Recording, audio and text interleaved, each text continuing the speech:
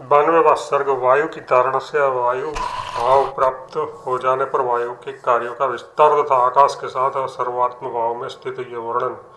श्री वशिष्ठ जी ने कहा, भद्र, तदंतर मैंने जगत देखने की उत्कंठा से वायु मय धारणा बांधी। फिर धीर वृत्ति से वायु रूप में स्थित प्राप्त हो जाने तक की लंबी वायुमय धारणा को प्राप्त हुआ। मैं वायु बन गया। मैं वायु बनकर लतारूपी ललनाओं के साथ विलास करता था तथा कमल, उत्पल, कुंद आदि फूलों की सुगंध की स्वायत्त कर रक्षा करता था। मैं जल कणों की राशि को इधर उधर बिखेरने तथा निहार समूह को लीला से क्रीड़ा से दूर दूर तक हरण करने में निरत रहता था और सूरत क्रीड़ा से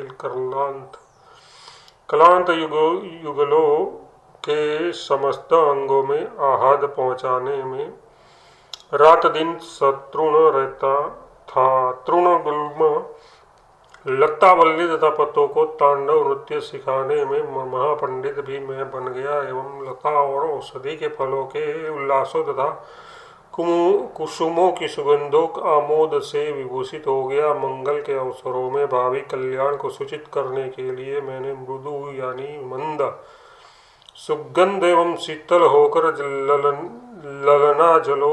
ललना जनों के प्रेम का भाजन बन जाता था। उत्पात समय में तो भावी उत्पातों को सूचित करने के लिए भयंकर तीक्ष्ण, उष्ण और असह बन जाता था। प्रलय काल में तो पर्वतों को भी पत्तों के सदस्य उड़ा देता था। भद्र स्वर्ग में कुंद, उन्माद आदि के मकरंद और पराग पुष्पधूलि से धूसर तथा नरक में अंगार की राशि तथा विपुल निर्हार से लदा रहता था।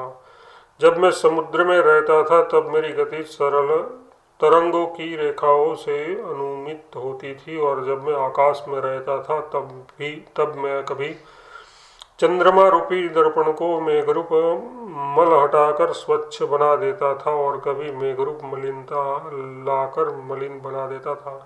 मैं नक्षत्र रूपी राजसेना का बड़े वेग से आगे की ओर बढ़ा हुआ रथ था।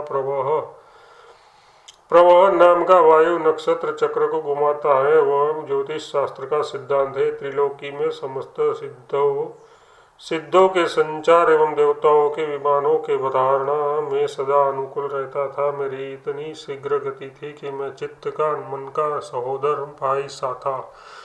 मैं यूं तो अनंग था, फिर भी मैं किसी अंग से रहित न था तथा अपने स्पंदों से चंदनों के वनों को आनंद विभोर बना देता था। तुषार कणों की जब महती वृष्टि होती थी तब तुषार कण रूपी धवल रोमों के कारण मैं बूढ़ा सा लगता था। कुसुम आदि सुगंधों से मैं यौवन के उन्माद से चूर सा हो जाता था तथा मौन एवं मृदुता के कारण मैं बालक रूपी हो जाता था। भद्र नंदन वन में मधुर सुगंधित के कारण मेरा गमन अति मधुर और उदार होता था तथा जब मैं कुबेर के चैत्र रथ नामक उद्यान में प्रस्थान करता तब कांता जनों के सूरत श्रम को हर देता था। भगवती भागीरथी के तरंग रूपी हिंडोलों के आनंदों से मुझे श्रम सा अवश्य लगता था, परंतु दूसरों के परिश्रमों की निवृत्ति करने के उत्साह से उसका मुझे ज्ञान ही नहीं हो पाता था। इसलिए दूसरों के असीम परिश्रमों को मैं तत्काल ही नष्ट कर देता था। ऋतुराज वसंत की वनिता जैसी लताओं को मैं नम्र स्पर्शों से दीर्घकाल के लिए चपल बनाता था। वे लता वनिताएं फूलों के बारों से नत रहती थी। उनके चंचल दल हाथ से प्रतीत होते थे और भ्रमर नेत्र से लगते थे। चंद्रबिंब में सर्वश्रेष्ठ अमृत का दीर्घकाल तक पान कर पूर्ण मेघरूप सैया पर शयन कर तथा कमलोक्ति पंक्ति को कंपा कर दूसरे के या अपने सूरत जनित परिश्रम का निवारण करता था। मैं समस्त धूलियों के लिए अवकाशगामी घोड़ा तथा सुगंध रूपी मतंग का उल्लासप्रद महान मित्र था। पंडित रूपी सिंह को गोपाल बालकों के वाग को प्राप्त कर उसे नाद से मैं मेघ रूपी उधार पशुओं का एक पालक सा बन गया। जलकण रूपी मोतियों के लिए मैं सूत बन गया तथा धूलिनाशक जल के लिए मैंने शत्रुता मोल ली, क्योंकि जल को मैं सुखा देता था। आकाश रूपी फूल की मैं सुगंध था, इसलिए आकाश के गुण सब शब्दों का मैं सहोदर भाई भी बन गया तथा प्राणियों के अंग उपांगों में प्रवर्तक बनकर उनकी नाड़ी रूप प्रणालियों में जल रूप सा भी हो गया। सब प्राणियों का प्राणभूत तथा हृदय आदि मर्म स्थान रूप होने के कारण मर्म कार्य करने वाले सब स्थानों का मैं ही एक आत्मा बन गया। हृदय गुहा रूप घर का मैं सिंह था। मैं निरंतर नियम से संचरण करता रहा तथा मैं अग्नि के बल का ज्ञाता था, क्योंकि दुर्बल जानकर दीपक को बुझा देता था और बलिष्ठ जानकर मित्र भाव से अग्नि को बढ़ा भी देता रहा। सुगंध रूपी रत्नों का मैं लुटेरा था, यानी जबरन कली रूपी गांठ खोलकर चुरा लेने वाला विमान रूप नगरों का धारणकारी था। दाह ताप रूपी अंधकार के लिए मैं चंद्रमा था और शैल्य रूपी चंद्रमा के लिए एक क्षीरसागर था। प्राण अपान की कलारूप रज्जु से मैं प्राणियों के यंत्रों का चालक था। द्वीपों का तरंगों से खंडन और धूलियों से संवर्धन करने के कारण शत्रु मित्र दोनों का तथा द्वीपों में संचार करने में सदा निरंतर रहता था। भद्र में सामने रहता था, फिर भी मेरे स्वरूप को कोई देख नहीं पाता था। अतः मैं मनोराज्य से कल्पित नगर के सदस्य था। पंखे रूपी तिलों में मैं तेल के सदस्य तथा स्पंदन रूप हाथी के लिए मैं बंधन स्तंभ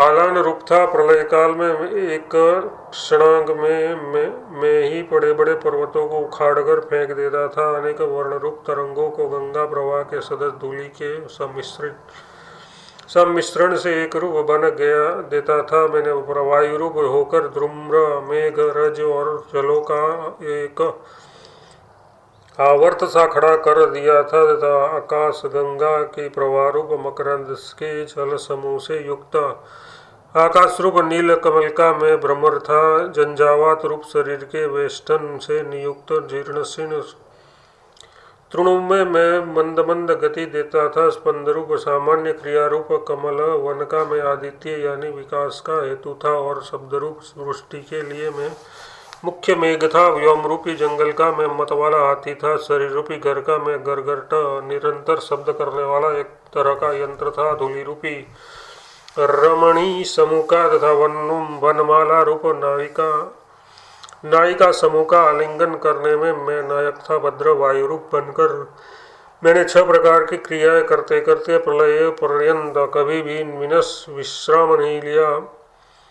मेरे वे 6 कर्म थे: हिम धी आदि का पिंड बनाना, कीचड़ आदि को सुखाना, मेघ आदि को धारण करना, तृण आदि में हलचल पैदा करना, सुगंधों को इधर उधर ले जाना तथा ताप हरना।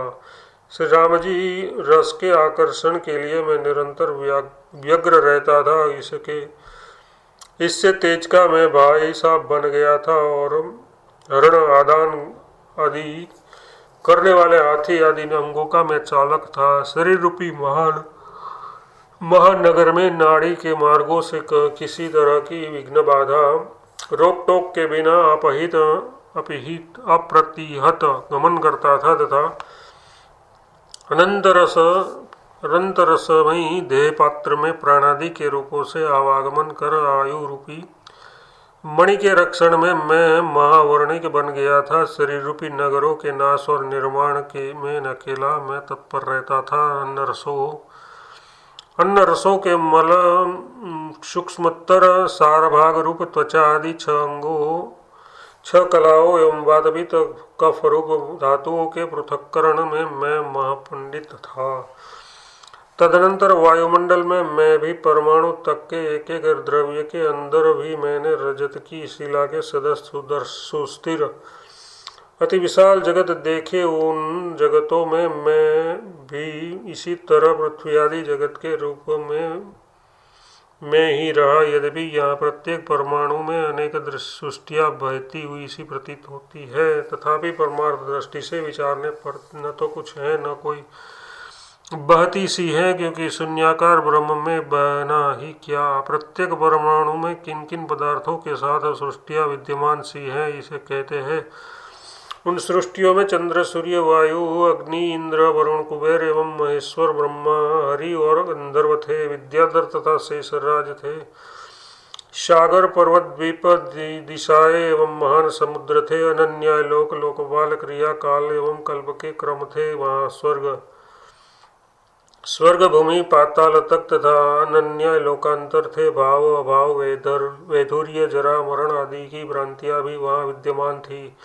यो आकाश भावकों में आकाश के जो विशाल है उसका भी अनुभव समझ लेना चाहिए। इस आशय से कहते हैं इस राम जी, जो यो उस समय पृथ्वी आदि 5 भूतों का रूप धारण कर मैंने उस त्रिलोकी रूप कमल के उदर में खूब विहार किया। जैसे जैसे विहार किया उसका विस्तार के साथ वर्णन करते हैं। भद्र, पृथ्वी, जल, वायु और तेज के समरूप वृक्षों के शरीर में निवास करते हुए मैंने मूल जाल के द्वारा पृथ्वी का रस पिया और उसका प्रचुर अनुभव स्वाद लिया। अमृत से पूर्ण घनीभूत अंगों वाले तथा चंदन के द्रव के समान शीतत्व आदि गुणों से सुशोभित चंद्रबिंबों पर जो तुषार की सैयाओं जैसे थे खूब लोटपोट ली अनेक उपभोग के बाद बचा हुआ पुष्परस भ्रमर को ले देते हुए मैंने सभी ऋतुओं में सब और विविध सुगंधों से पूर्ण पुष्प राशियों का खूब आनंद लिया।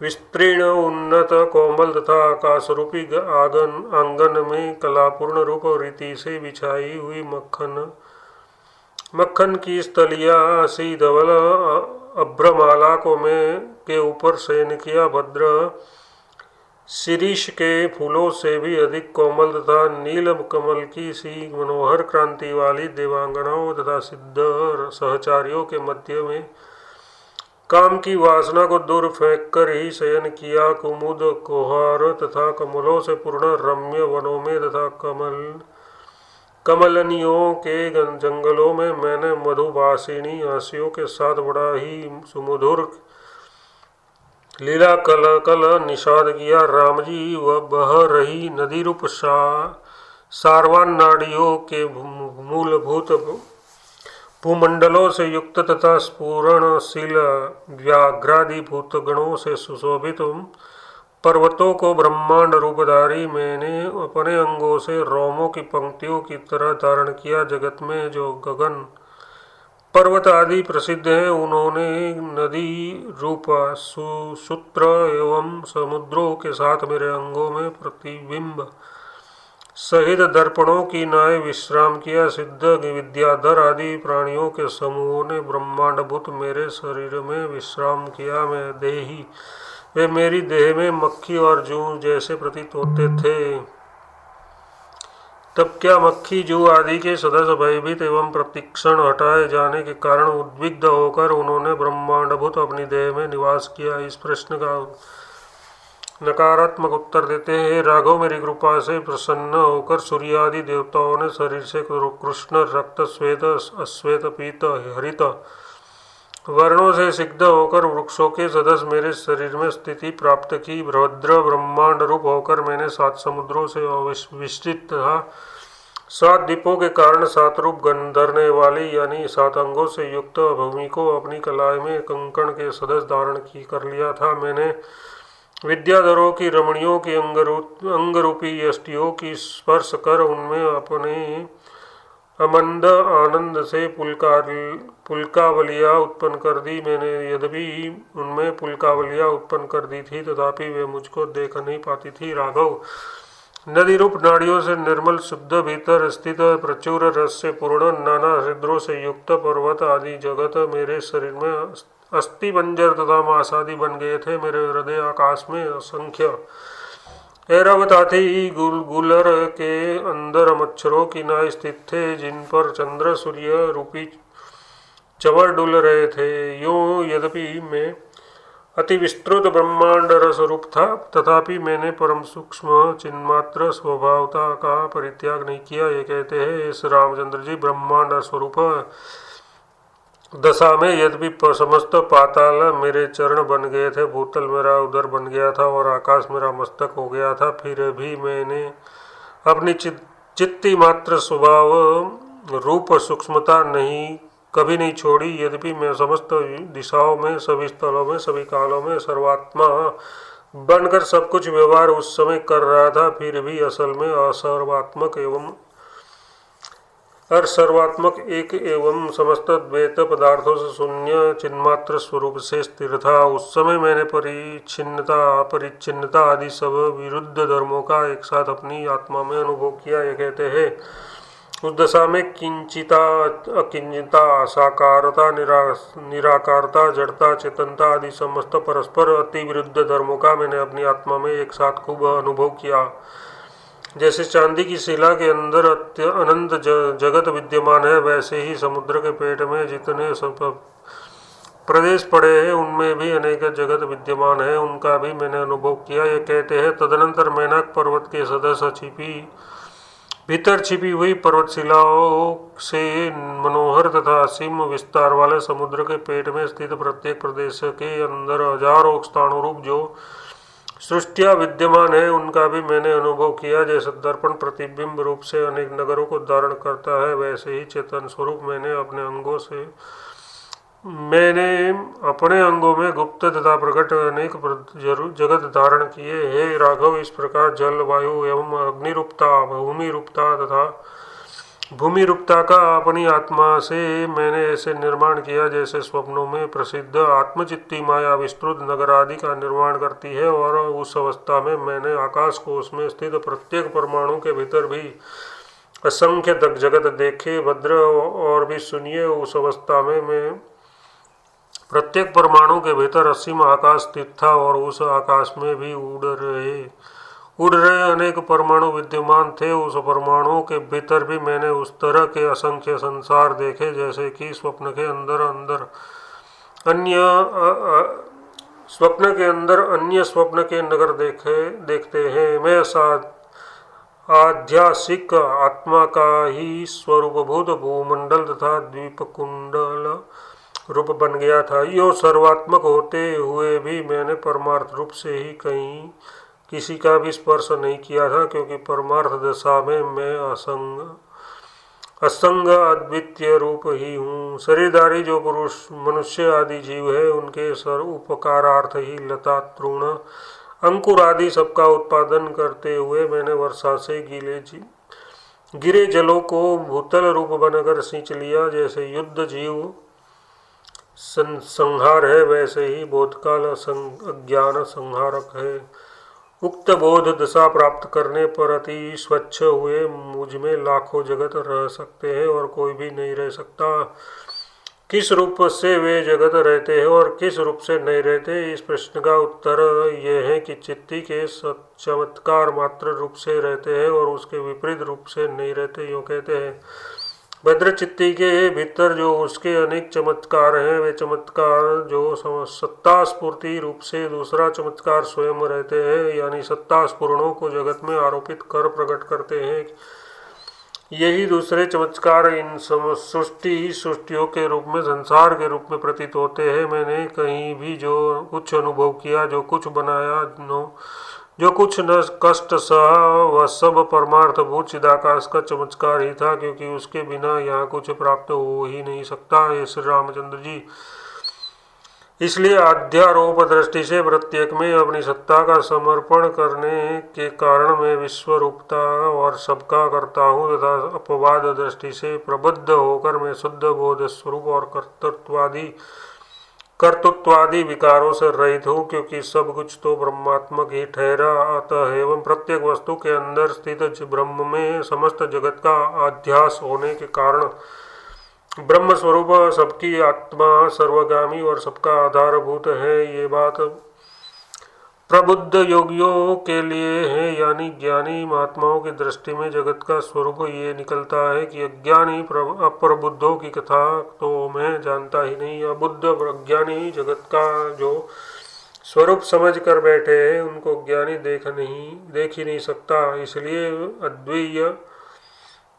अद्वैत परमात्मा में जो विद्वान सर्वत्र सर्वात्मकता कहते हैं वह केवल कल्पना मात्र है। चिदाकाश से अतिरिक्त कोई भी दूसरी वस्तु नहीं है। ये कहते हैं आकाश कोश के सदस्य अत्यंत निर्मल चित्ती के स्वरूप में जो ये अनेक विध सृष्टियों की परंपरा प्रकाशित हो रही है वह अनंत में चिदात्मक ब्रह्मरूप ही है, उससे अलग नहीं है। जैसे कोई ये शब्द प्रयोग करे कि ताप के भीतर उष्णता है, तो उस प्रयोग में ताप, भीतर और उष्णता ये तीनों शब्द एकार्थ ही है, उसका पृथक अर्थ नहीं है, परंतु प्रयोग कल्पना मात्र है। वैसे ही जगत और ब्रह्म दोनों शब्द एकार्थ ही है, भिन्नार्थ नहीं है, केवल कल्पना मात्र रूप से भेद का उपालंब होता है। 92वां सर्ग समाप्त।